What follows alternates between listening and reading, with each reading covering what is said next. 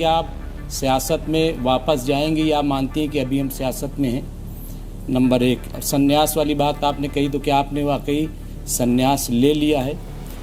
दूसरी चीज़ ये कि एक बहुत बड़ा जो मसला मुल्क में है मुसलमानों के ताल्लुक से हम देखते हैं, वो भी मैं आपसे जानना चाहता हूँ कि 25-30 करोड़ इस मुल्क का मुसलमान, उसे शक की निगाह से देखा जाता है, उसे कह दिया जाता है कि साहब ये पाकिस्तानी हैं या गद्दार हैं, या जिस तरीके से बीजेपी इल्ज़ाम लगाती। क्या आपको लगता है कि वाकई देश का मुसलमान ऐसा है और उसे हर वक्त जो है शक की नज़रों से देखा जाना चाहिए?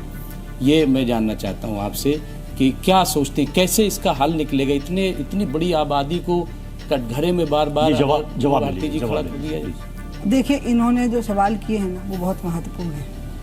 आप मुझे बिल्कुल समय दीजिएगा और धैर्य दीजिएगा। Very important questions.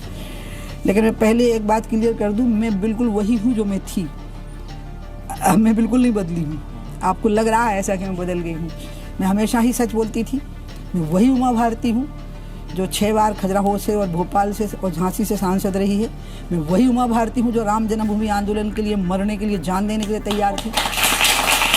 और मैं वही उमा भारती हूँ जो हमेशा से कहती रही हूँ कि देश का सबसे बड़ा नुकसान गोडसे ने किया है, ठीक है?